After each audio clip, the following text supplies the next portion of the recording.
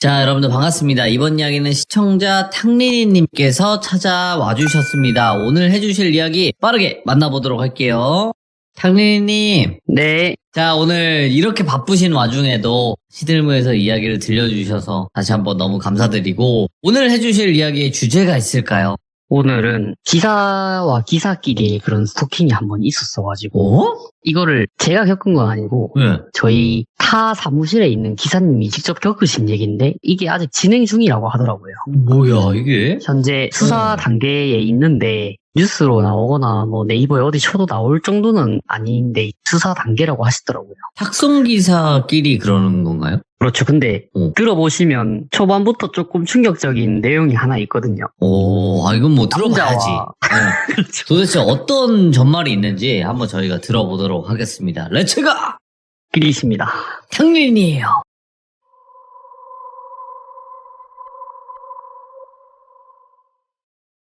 오늘 들려드릴 이야기는 제 직업상 이동도 많고 혼자서 일을 해야 되는 그런 경우가 있습니다. 이 일은 저랑 동갑인 똘비라는 남자가 겪은 일인데 제가 방금 말씀드렸듯이 혼자 해야 되는 일이라고 했잖아요. 물론 사무실에 들어가서 배달기사님들이랑 똑같아요. 배달기사님들이 모여있는 그런 사무실이 있을 거 아니에요.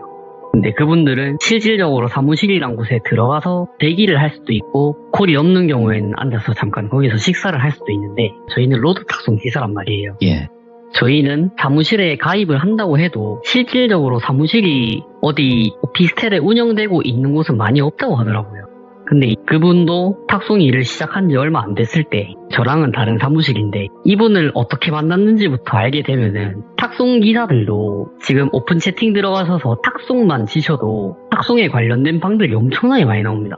이 방들의 주요 요점이 뭐냐면 혼자 일하거나 처음 접해보는 사람들에게 정보 공유를 해주기 위한 그런 방들이 있어요.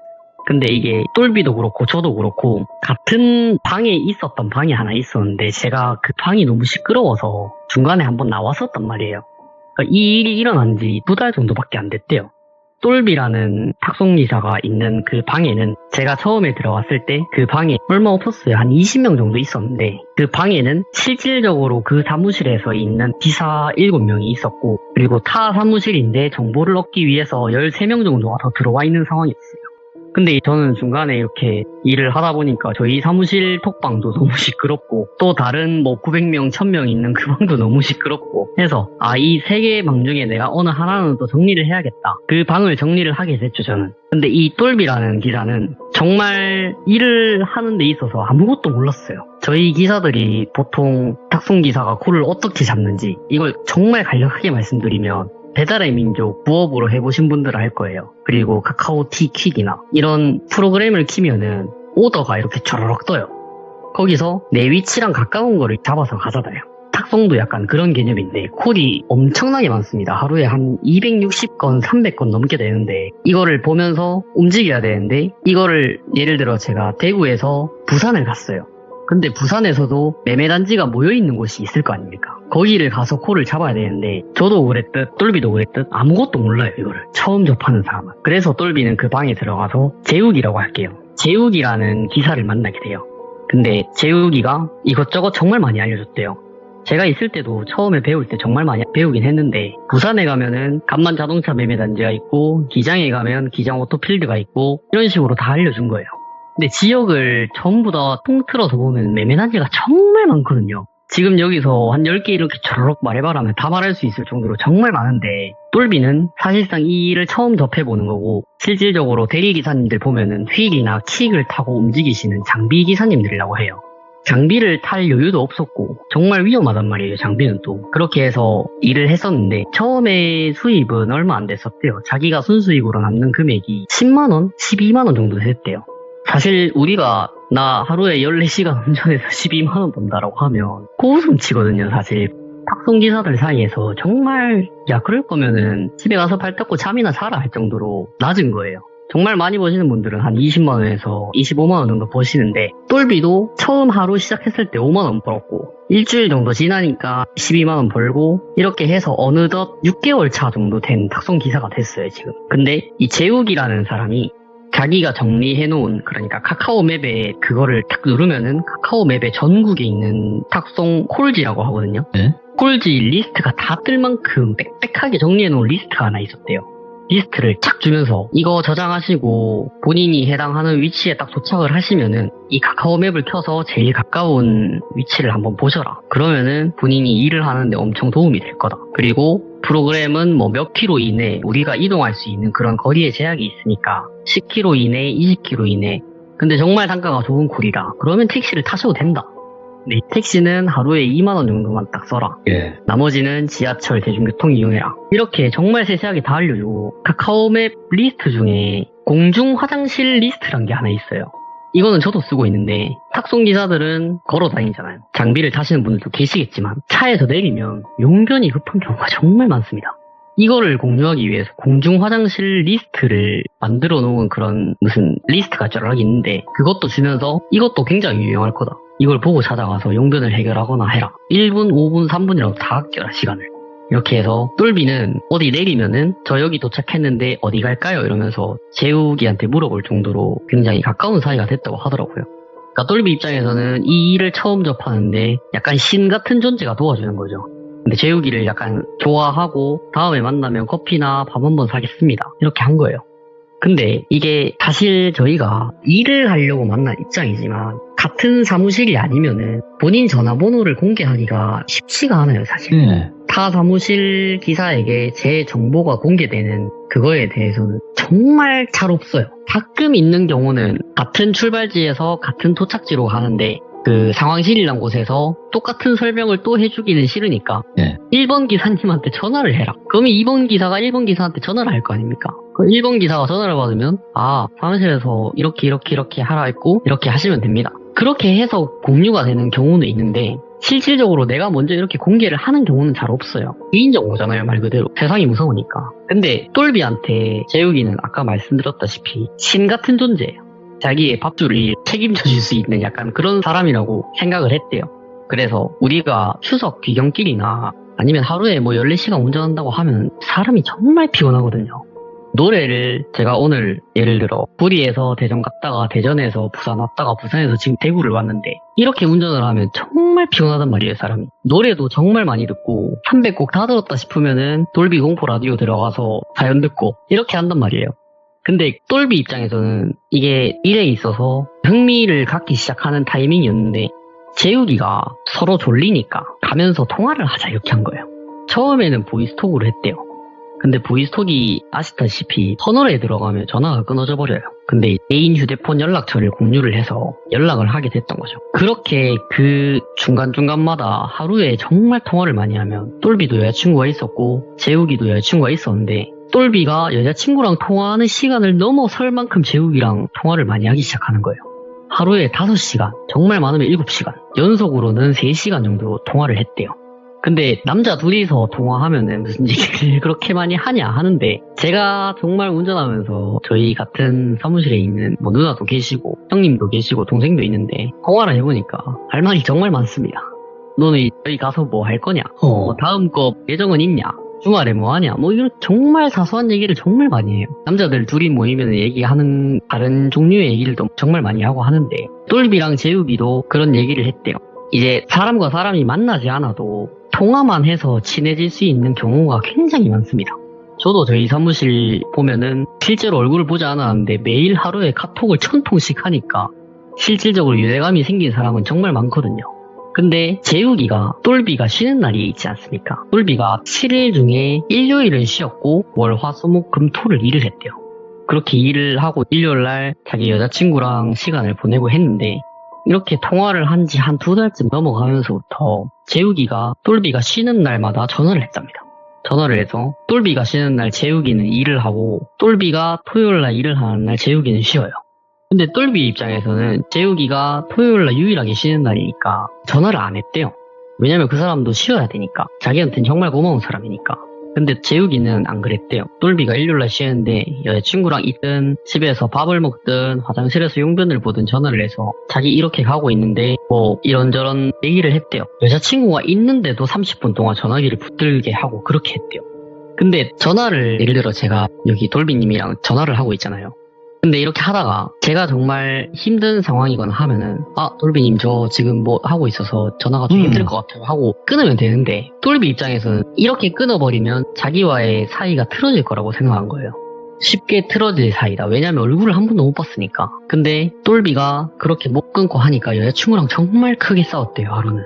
정말 크게 싸웠는데 어느 하루 일요일날 또 전화가 와서 전화를 하다가 제가 지금 여자친구랑 있는데 여자친구랑 이렇게 하다 보니까 싸워서 굉장히 곤란한 상황이다. 쉬는 날에는 전화를 안 해줬으면 한다 라고 했는데 재욱이가 거기다 대고 조금 욕설이 들어갈 수 있는데 이 새끼 키워놨더니 나를 이렇게 버리네? 정확히 이렇게 말을 했대요. 재욱이 입장에서는 그렇죠, 미안하죠, 미안한데 서로 좀 동질감 느끼고 이런저런 정보 공유하면서 자기를 키워준 사람이기도 한데 그 말이 기분이 나빴대요. 똘비 입장에서는 자기는 정정하게 얘기를 했는데 재욱이는 이렇게 받아들이니까. 그래서 똘비가 그래도 재욱씨 이거는 좀 아닌 것 같다. 내가 그래도 쉬는 날이고 본인 쉬는 날에도 내가 전화는 안 하지 않냐고. 우리 주말에는 각자 시간 보내자.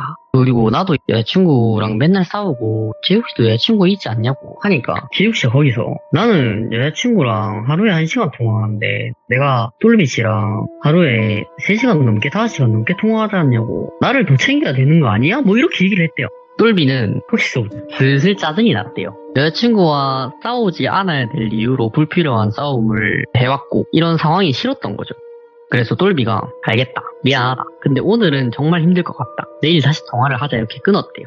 근데 월요일날 이렇게 다시 통화를 하는데 어제 섭섭했어요. 그러니까 어제 좀 많이 섭섭했는데 그냥 씁니다 이러고 넘겼대요. 그냥 넘겼는데 그렇게 하고 나서 일주일 정도 지난 시점에 수원에 보면 3개 대형 매매단지가 모여있는 곳이 있어요. 아시는 분들은 아실 텐데 수원에 도이치 오토월드 그리고 그냥 오토월드 SKV1이라는 3개의 매매단지가 모여있는 거예요. 거기가 서수원일 거예요 아마. 거기서 똘비가 죽었대요. 그러니까 죽었다는 말이 사람이 너무 많으니까 기사가 거기에 근처 기사님 수를 보니까 180명이 있었답니다. 그래서 콜은 한정적인데 기사가 엄청 많으니까 나 여기서 죽었다, 근처에서 밥이나 먹어야겠다, 이제 좀 앉아서 제대로 된 밥을 먹겠다 이러고 앉아있는데 재욱이가 똘비야 그럼 우리 같이 먹을래? 이렇게 된 거예요. 어차피 그렇게 되면은 2인분 음식도 먹고 싶은 거 있으면 같이 앉아서 2인분 음식 시켜 먹으면 되지 않냐, 먹자 이렇게 해서 만났대요. 근데 똘비가 덩치가 좀 큽니다. 똘비가 예전에 유도를 했대요. 유도를 해서 등발도 좀 있는 상태였고 키도 한 79에서 83 정도 사이 되는 그런 키인데 반대로 재욱이는 굉장히 왜소했대요. 키가 160 정도 되고 몸무게도 얼마 안 나가 보이고 청바지도 통 큰 청바지니까 뒤에 뒷굽에 딱 끌릴 만한 그런 청바지를 입고 있었대요. 보통 탁송기사의 복장은 법인분들은 정장을 입으시는데 저 같은 경우에는 저는 그냥 검은색 슬랙스에 위에 카라 있는 카라티를 입고 위에 뭐 후드티를 입는다거나 그렇게 입는데 재욱이의 모습을 보니까 좀 우습게 봤대요. 그때 똘비가 그 행색을 보고 똘비도 그랬으면 안 되는데 얘가 나한테 뭐 주말에 전화 뭐 어쩌고 하면서 이렇게 막 뭐라 했던 앤가 이러면서 진짜 가짠다 이렇게 생각을 했대요. 네. 근데 똘비가 이 생각을 할 수 있는 이유가 뭐냐면 똘비가 이미 그때는 수익이 굉장히 많았답니다. 본인이 처음에 5만원, 7만원 벌던 그런 탕린이 시절은 지나간 거예요 이미. 근데 이런 애가 앞에 앉아가지고 같이 밥 먹으니까 그래도 내가 얘 때문에 컸으니까 같이 밥 한번 먹어줄 수 있지 이렇게 생각을 했대요. 그래서 이렇게 보고 나서 그 뒤로도 전화를 정말 많이 했답니다. 그래서 전화 뭐 하루에 2시간 기본적으로 하고 오전에 한번 하고 불 잡을 때 잠깐 안 하고 차 받으면은 다시 전화를 하고 이렇게 했대요. 근데 이 똘비가 재욱이한테 뭐 얘기를 하다가 사적인 얘기를 많이 했을 거 아니에요. 본인의 집은 어디고 본인의 아파트는 어디고 동호수를 얘기하지는 않았지만 그렇게 얘기를 한 적이 있었대요. 그리고 콜카드를 공유를 했답니다. 예를 들어 내가 수원에서 부산으로 가는데 똘비님한테 저 수원에서 부산 가요 이러면서 이렇게 콜카드를 주는 거죠. 주면은 콜카드라는 곳에는 전화번호는 물론 저희가 가릴 수 있지만 출발지, 도착지 정보가 뜹니다. 차량 정보도 뜨고 위에 보면 단가라고 금액도 떠요. 근데 이렇게 공유를 했는데 어느 날 재욱이가 부산에 있었고 똘비가 수원에서 부산을 가게 되는 그 시점이었대요. 나 재욱씨 있는 부산 간다고 부산에 콜 좀 어떠냐고 이렇게 물어봤는데 재욱이가 그러면 와가지고 같이 밥이나 먹자 이렇게 된 거예요. 이게 보통 탁송 기사들은 집으로 복귀하려는 기사들은 부산에서 뭐 하나라도 단가 좋은 걸 잡아서 올라가든지 뭐 거기서 기다렸다가 예약 시간에 맞춰서 올라가든지인데 재욱이는 그게 아니었대요. 똘비를 기다리는 것처럼 그렇게 있었대요. 심지어 재욱이가 있는 곳은 부산 사상이었고 돌비가 떨어지는 곳은 부산 남구였답니다. 그 사상에서 남구로 이동을 했대요, 재욱이가. 수원에서 부산까지 보통 4시간 정도 잡아야 되는데 그 4시간 동안 아무것도 안 하고 돌비를 기다렸다는 거죠. 돌비 입장에서는 좀 부담됐대요, 그때는. 그때부터는 조금 부담이 있었답니다. 무섭다기보다는 이 사람이 나한테 왜 이러지 이러면서 내가 그때 밥을 사줬던 것 같은데 내가 한 번 더 사줘야 되나 이런 생각을 했대요. 이렇게 돼서 밥을 결국은 먹었답니다. 근데 돌비는 올라가야 되는 입장이에요. 왜냐면 돌비는 서울기사고 재욱이도 서울기사지만 재욱이가 계속 돌비를 붙잡으면서 우리 여기 맥주 한잔하고 여기 모텔에서 같이 자자 이렇게 된 거예요. 근데 남자 둘이서 혼숙이라는 게 사실 좀 그렇잖아요. 친구들끼리는 뭐 펜션 놀러가서 술 진탕 먹고 누워서 자고 뭐 얼굴에 그림 그리고 약간 이런 추억들이 있는데 생판 모르는 남이랑 막 안지 한 3개월밖에 안 된 그런 남이랑 퀸 침대 2개 있는 그 방에서 잔다는 게 저는 좀 무서울 것 같거든요, 사실. 아는 사람이라도. 근데 그게 자자 해가지고 돌비가 결국은 여자친구한테 거짓말을 했답니다. 아, 여기 너무 늦게 도착해서 콜이 없다. 자고 여기서 시작해서 내일 저녁에 올라갈 테니까 회사 앞에서 밥이나 먹자 이렇게 된 거예요. 술을 먹었답니다, 둘이. 술을 먹고 모텔을 잡아서 모텔에서 누웠는데 돌비는 주량이 그렇게 세지 않았대요. 근데 재욱이는 주량이 조금 있었답니다. 둘이서 합쳐서 소주 6병을 먹고 방을 어떻게 갔는지 기억은 안 나는데요. 그 돌비가 새벽에 잠에서 이렇게 딱 깼는데 본인의 옷이 다 벗겨져 있었답니다. 그 남자 둘이 자는 그 방에. 돌비는 평소에도 집에서 잠옷을 입고 자는 애예요. 여자친구랑 커플 잠, 곰돌이 막 그려져 있는 그런 잠옷을 입고 잔대요. 근데 옷을 다 벗겨져 있으니까 본인이 술을 아무리 먹어도 이렇게 자는 사람이 아닌데 심지어 속옷까지 벗고 있으니까 이해가 안 됐답니다. 아니 내가 요즘 이 일을 시작하고 나서 너무 피곤한가 이러면서 아 이거 안 되겠다, 이게 이제 술을 먹으면 안 되겠다 이랬는데 재욱이가 안 보였대요. 근데 자기 그 침대 옆에 보면 왼쪽이 벽이었고 벽 옆에 화장실이 있었고 오른쪽에는 퀸 침대가 있는데 이불은 흐트러져 있었대요. 근데 정말 소름 돋는 게 조금 더러울 수도 있는데 일단 먼저 죄송합니다. 더러울 수도 있는데 그 퀸 침대와 퀸 침대 사이에는 탁자가 하나씩 있었대요. 돌비 침대 옆에 탁자 위에 콘돔이 이렇게 있었대요. 콘돔이 이렇게 열린 상태로 있었던 거죠. 있었는데 재욱이가 방에 없었잖아요. 뭔가 문이 이렇게 드르륵 하는 열리는 소리가 들렸대요. 근데 재욱이가 들어오면서 손에 이렇게 비닐을 들고 있었답니다. 재욱이가 깨있는 돌비를 보더니 엄청 당황을 했대요. 왜 일어났어? 더 자지? 이러면서. 더 자라. 그러니까 돌비가 어디 갔다 오냐고 하니까 나 그냥 여기 목이 좀 말라가지고 뭐 좀 사러 갔다 왔다 이렇게 된 거예요. 그래서 돌비가 뭔가 조금 깨름칙하지만 자야겠다 했는데 재욱이가 화장실에 들어가더니 뭔가 뽀시락뽀시락 거리는 소리가 들리고 한 1시간 넘게 안 나왔대요. 근데 돌비가 휴대폰 보면서 여자친구랑 카톡 남겨놓고 다시 이렇게 자려고 하는데 재욱이가 다시 들어와서 이러면서 침대에 누워서 잤대요. 돌비는 궁금한 거예요. 이 비닐봉다리에 뭐가 들어있고 왜 화장실에 들어가서 1시간 동안 안 나왔을까? 이러고 들어갔는데 이게 미성년자분들도 계실 수도 있는데 이 콘돔 박스를 이렇게 열어보면 안에 여러 개 이렇게 있을 거 아닙니까? 그 여러 개가 다 봉지가 까져 있고 쓰레기통이 다 버려져 있대요. 그래서 돌비가 아니 미친놈 이거 뭐 하는 거지? 이러면서 무서웠대요. 처음에는 무섭고 소름 돋았대요. 이 남자 둘이 있는 방에 이 사람은 새벽에 왜 나가서 저걸 사와서 화장실에서 저걸 해서 저걸 버려놨을까? 이 생각을 했대요. 그래서 돌비가 아침에 일어나서 보통 저희가 출근 시간이 콜이 뜨는 시간이죠. 8시 반에 아무거나 이렇게 잡아서 그냥 그 모텔을 나갔대요. 재욱이를 버려두고. 이렇게 해서 한 3일 정도 연락을 안 했답니다, 둘이서. 돌비 입장에서도 좀 깨름칙하고 더럽다고 생각을 한 거예요. 재욱이한테 이렇게 얘기를 꺼낼 그게 안 되니까, 깜냥이 안 되니까 이런 얘기를 안 했답니다. 근데 3일 정도 지나고 저희가 이게 어플을 보면 한 달에 월 보험을 확 내버리시는 분들도 있고 정해진 날에 나는 그런 여건이 안 돼서 하루에 6,000원씩 5,000원씩 내겠다는 사람이 있어요. 근데 제가 아까 처음에 말했다시피 재욱이는 그 단톡방에 있는 사무실의 소속이었고 돌비는 아니었어요. 재욱이가 3일 동안 연락이 안 됐다고 했잖아요. 이게 예를 들어 어플에 2만원이 있는데 하루에 6,000원씩 까인다고 생각해보시면 매일 아침 11시 반에 6,000원씩 까이는 거예요. 3일째가 넘어가고 4일째가 되는 날에 11시 반에 마이너스가 딱 된 거예요. 재욱이의 어플이. 이게 마이너스가 되면 사무실 입장에서는 이 통장이 대포 통장이라고 생각하는 경우도 있대요. 그래서 이 어플을 만든 회사 측에서 이 사람의 사용을 막아버리는 경우가 있다고 하더라고요. 사무실로 연락이 와서 사무실에 있는 사장이 재욱이한테 연락을 했는데 연락을 안 받았대요.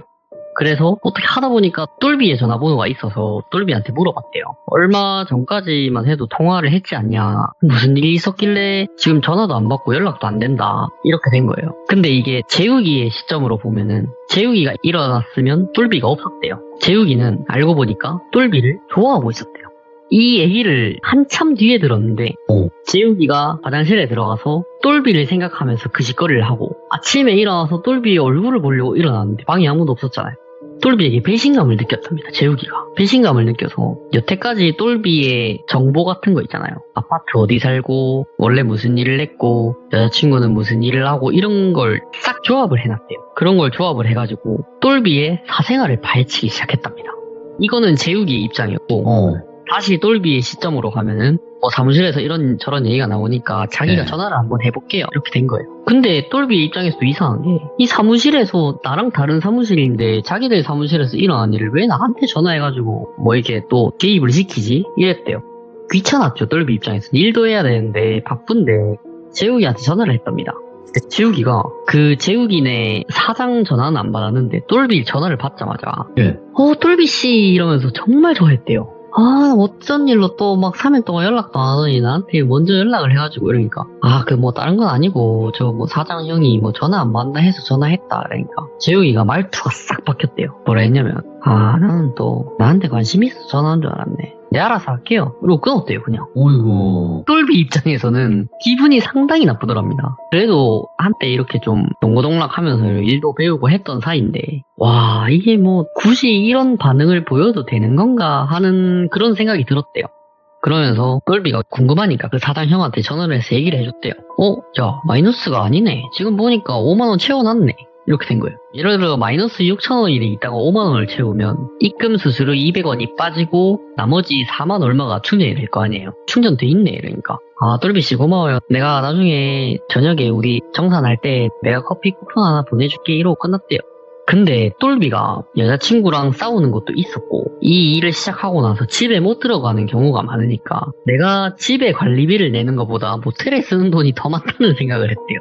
그래서 똘비가 안 되겠다. 내가 오늘 정말 못 벌더라도 하루에 뗄 거 다 떼기 전에 금액인 25만원만 딱 찍고 집으로 무조건 가자. 밤 12시가 넘든 새벽이 되든 무조건 가자 이렇게 된 거예요. 근데 집을 딱 갔는데 똘비의 집이 어떻게 생겼냐면 그냥 아파트 한 12층 정도 되는 그런 높이의 집이었어요. 아파트가 단지가 한 6개 정도가 있었는데 네. 저희 집 보면은 지금 갓 지어진 그런 아파트들 말고 네. 6개 동이 조그만한 공간에 이렇게 다라락 붙어 있는 그런 빌라 구조 아세요? 그런 구조가 있었는데 똘비의 집이 102동이었대요. 102동에 딱 택시를 타고 내렸대요. 너무 늦은 시간에 내렸는데 101동과 103동 차이에 있잖아요. 102동이. 101동 지상주차장의 맨 끝에, 그러니까 101동 출입구죠. 거기 앞에 차 한 대가 서 있었대요. 근데 차가 그냥 아반떼, 우리 지금 타고 있는 차들이죠. CN7. 그 신형차가 이렇게 서 있었는데 뭔가 느낌이 쎄하더래요.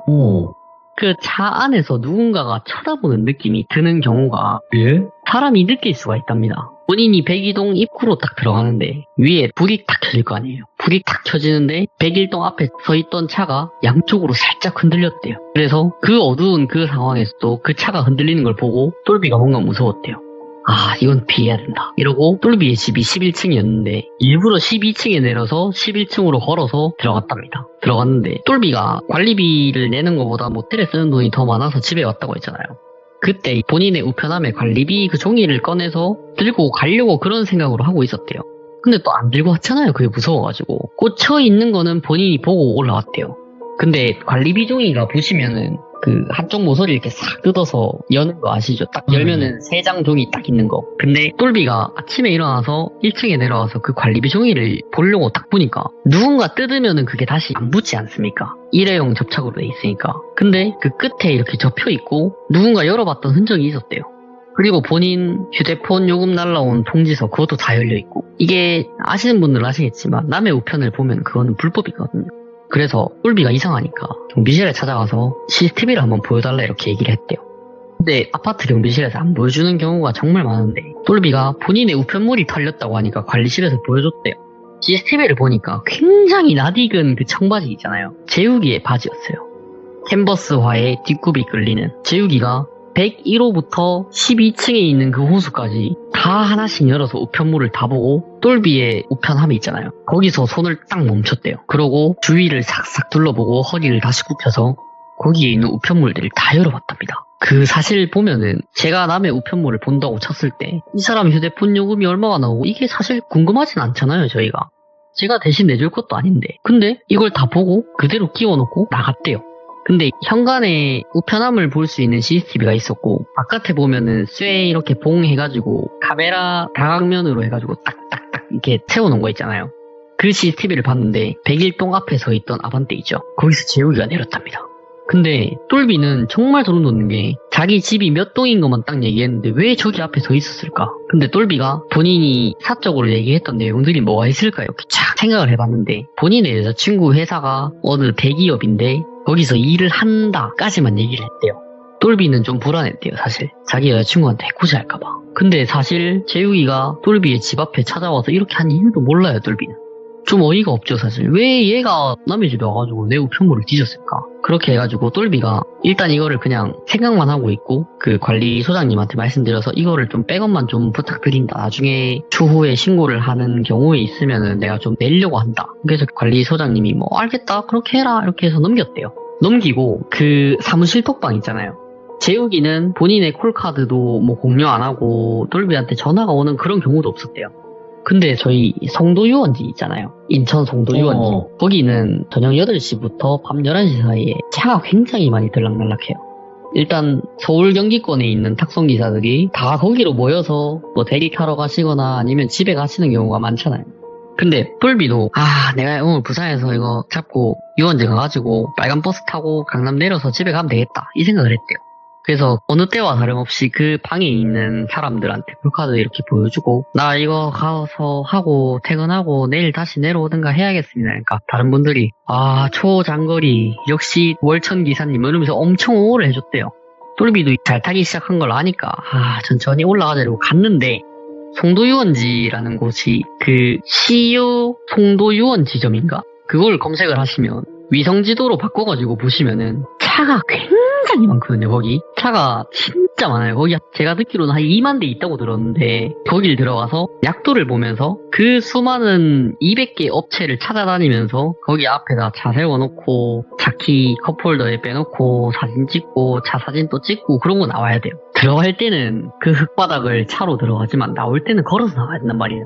근데 똘비가 송도 유원지에 도착을 했는데 이걸 자기가 받은 약도가 뭔가 다르다고 느껴서 송도 유원지 약도를 정리를 해두신 그런 사진이 하나 있어요. 그거 가지고 계신 분 좀 보내주세요 이랬는데 어디 가시는데요? 그러니까 저기 저 땡땡 무역 갑니다 이러니까 그거 제가 거기만 잘라서 보내드릴게요 이렇게 해서 누가 보내줬대요.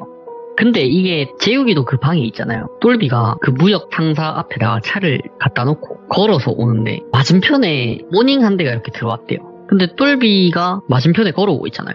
이게 송도 유원지 자체가 엄청 어둡습니다. 그러니까 정말 불빛 하나도 없고 정말 어두워서 핸드폰 후레쉬를 켜고 나와야 될 정도예요. 근데 그 어두운데 맞은편에 있는 모닝이 쌍라이트를 탁 킨다고 생각해보세요. 눈이 엄청 아프거든요, 사람이. 똘비가 그 눈뽕을 딱 맞고 나서 짜증이 엄청 올라왔대요. 근데 거기서 짜증을 내도 상관없죠. 사실 자기가 맞은 거니까. 눈뽕을 맞은 거니까 짜증 내도 상관없는데 이게 조금 송도유원지라는 곳 자체가 외국인들이 엄청 많습니다. 바이어들이라고 하죠. 그분들이 엄청 많은데 그분들한테 시비 걸려봤자 똘비 입장에서는 좋은 게 없어요, 사실. 왜냐면 그분들한테 시비 걸려서 맞아도 어디 도망가 버리면 모르잖아요. 여기 송도유원지 CCTV가 있는 것도 아니고. 똘비가 다른 방향으로 해서 나가야겠다 이러고 서문으로 나가려고 나가는데 모닝이 이제 안 보이잖아요, 시야에. 쭉 나가고 있는데 모닝이 뒤에서 자기를 따라왔대요. 따라오면서 천천히 왔대요. 정말 천천히. 천천히 오고 있는데 똘비가 뒤를 탁 보고 본인의 핸드폰 후레쉬 있잖아요. 그거를 계속 껐다 켰다 하면서 모닝한테 이렇게 보여준 거예요.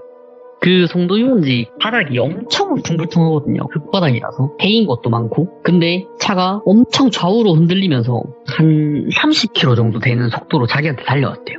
똘비가 무섭죠. 그 편도 1차선도 안 되는 그 도로폭에서 모닝이 쫓아오니까 똘비가 그 바로 옆에 있는 차로 비껴 섰답니다. 근데 똘비는 봤대요. 구형 모닝에서 주황색깔 불빛이 나오는데 익숙한 얼굴을 봤답니다. 자기가 생각하기에는 재욱이었대요. 근데 똘비는 물증이 없잖아요. 똘비가 송도 유원지에서 나오고 나서 정문에서 재욱이한테 전화를 했대요. 근데 전화를 안 받았답니다. 그러고 나서 똘비는 무서우니까 네. 광역버스 오는 거를 타고 집으로 왔대요. 그러고 나서 다음날 사단이 터졌어요. 똘비의 여자친구가 대기업에 근무한다고 했는데 똘비의 여자친구가 야근을 하고 나왔는데 네. 하얀 색깔 아반떼 CN7 차량이 회사 앞에 있어요. 근데 똘비의 여자친구도 웃긴 게 강남 한복판에서 그 차만 딱 기억을 한다는 게 분명 그 아반떼 안에 누군가 타 있었던 것 같은데 네. 자꾸 자기를 쳐다보는 느낌이 들었대요. 그러니까 그 회사 뒷문으로 나오면 골목인데 그 회사에서 그 많이 세워져 있는 그 차량 중에 유일하게 라이트가 꺼져 있고 시동이 걸려 있는 차가 그 아반떼였대요. 근데 그 아반떼에서 누군가 내렸답니다. 내렸는데 똘비 여자친구는 재욱이 얼굴을 몰라요. 근데 똘비가 이 앞전에 있었던 상황에 대해서 얘기를 다 해준 거예요. 똘비의 여자친구가 그 얘기를 듣고 나서 똘비한테 엄청 뭐라 했답니다. 너 그 사람이랑 1, 2년 가까이 지낸 사람도 아니고 왜 나의 정보까지 그렇게 다 얘기를 해버리냐. 내가 무슨 변을 당하면 너는 그거 생각 안 해봤어? 이렇게 얘기를 한 거예요. 근데 똘비가 근데 뭐 서울 한복판에서 무슨 그런 일이 있겠노 이랬는데 회사 앞에 있는 아반떼에서 누군가 내리면서 네. 걸어왔대요. 본인한테. 근데 똘비 여자친구는 직감을 했답니다. 이게 여자의 촉이 무섭다고 딱 보자마자 뭔가 자기를 해칠 것 같은 그런 느낌이 들었대요. 그래서 건물 안으로 냅다 뛰었답니다. 회사 건물로. 회사 건물로 들어가면은 본인의 카드 키를 찍어야지 양쪽으로 열리는 그런 문이 있었대요.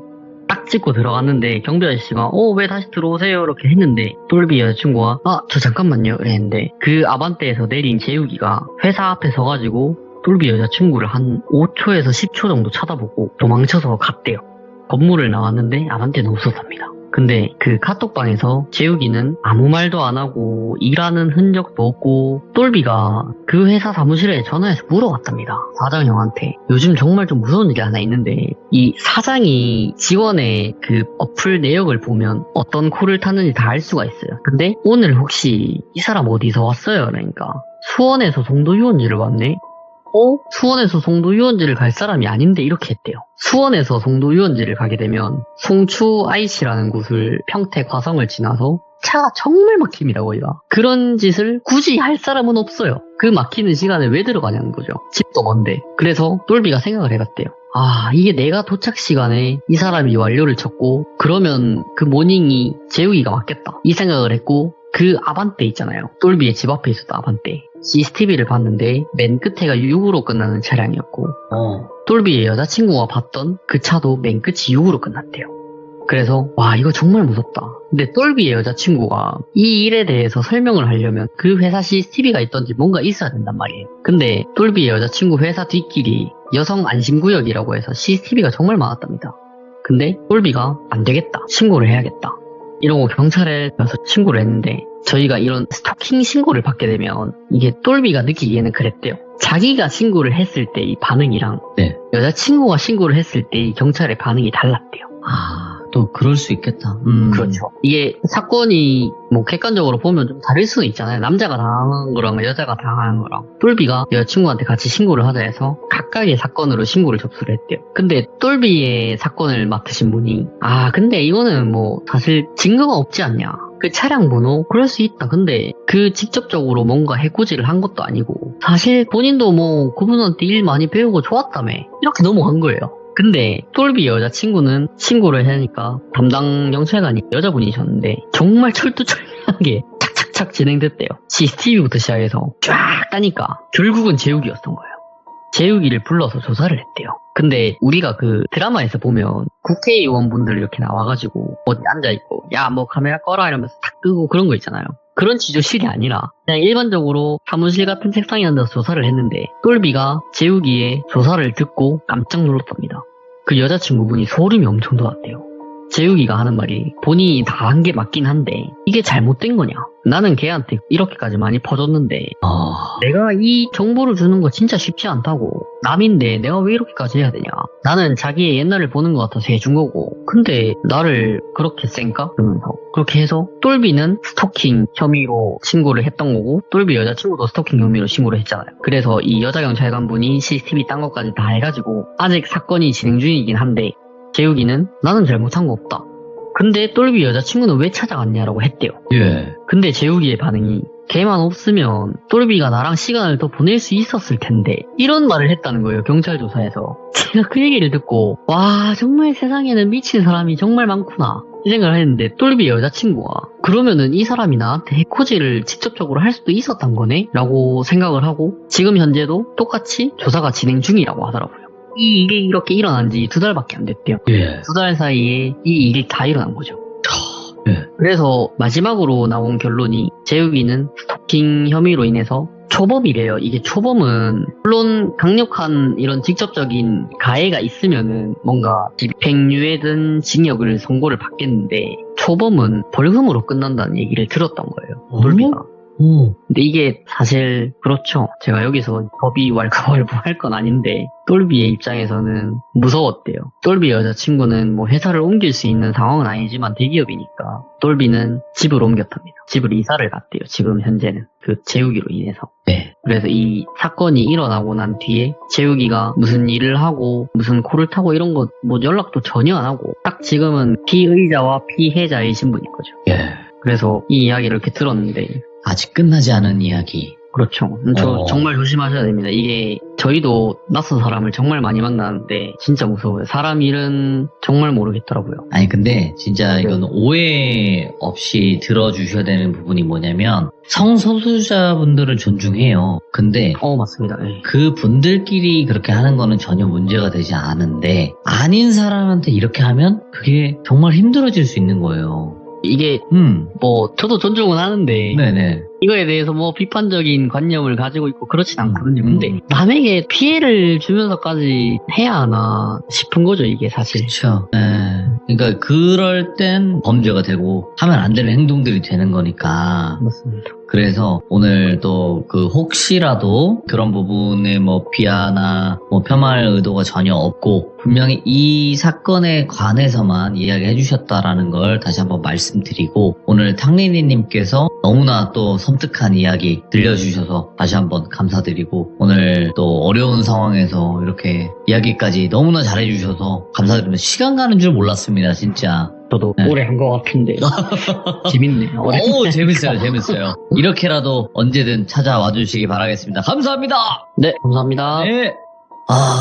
스토킹은 엄연한 범죄죠. 그게 성별을 가리지 않고 엄연한 범죄인데 이게 아직까지 법이 어떻게 적용이 되는지 저는 정확히 몰라요. 하지만 정말 이 당하는 사람 입장에서는 힘든 그리고 정말 무서운 그런 범죄임에는 틀림이 없고 우리 규정님들도 절대 그런 사람들 만나지 않길 다시 한번 바랄 뿐입니다. 시청해주신 모든 분들 항상 건강하시고 행복하시기 바라겠습니다. 고맙습니다.